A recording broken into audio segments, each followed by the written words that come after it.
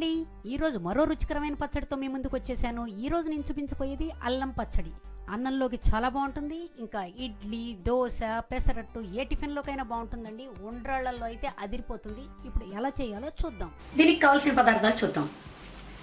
అల్లం 50 గ్రాములు, చింతపండు 100 గ్రాములు, బెల్లం 50 గ్రాములు, ఎండుమిరపకాయలు 15 నుంచి 20 వరకు కారాన్ని బట్టండి, మెంతులు 1 ఫుల్ టేబుల్ స్పూన్, ధనియాలు 1 ఫుల్ టేబుల్ స్పూన్, మినపప్పు 2 టేబుల్ స్పూన్స్, కొంచెం మినపప్పు ఎక్కువ కావాలండి దీనికి, శనగపప్పు 1 టేబుల్ స్పూన్, ఉప్పు, పసుపు, నూనె.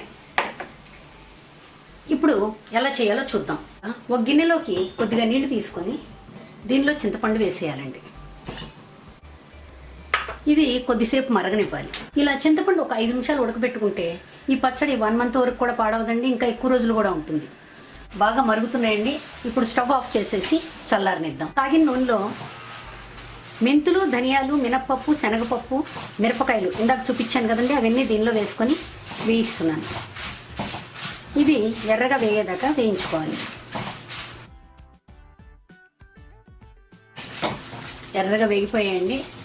ఇప్పుడు మనం స్టవ్ ఆఫ్ చేసుకొని వీటిని చల్లారనిద్దాం. మెంతులు, ధనియాలు, మినపప్పు, శనగపప్పు, మిరపకాయలు బాగా చల్లారాక ఇలా మిక్సీ జార్లో వేసుకొని గ్రైండ్ చేసుకోవాలి. ఇదిగోండి ఇలా గ్రైండ్ చేసుకున్నాను. ఉడకబెట్టుకొని చల్లారి పెట్టుకున్న చింతపండుతో సహా చింతపండు పులుసు అంతా దీనిలో వేసేయాలండి. అల్లం స్లైసెస్గా చేసుకొని ఇవి కూడా వేసుకోవాలి. బెల్లం కూడా వేసేసుకోవాలండి. ఇప్పుడు తగినంత ఉప్పు, దీనిలో ఉప్పు ఎక్కువ పడుతుందండి ఎందుకంటే చింతపండు రసం కదా. పసుపు. ఇప్పుడు ఈ మిక్చర్ అంతా మెత్తగా గ్రైండ్ చేయాలి. ఇప్పుడు నేను చెప్పిన కొలతలతో పర్ఫెక్ట్ టేస్ట్ వచ్చేస్తుందండి.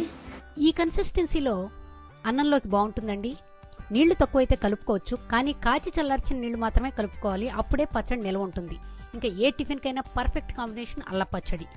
తప్పకుండా ట్రై చేయండి. ఇదండి అల్ల పచ్చడి.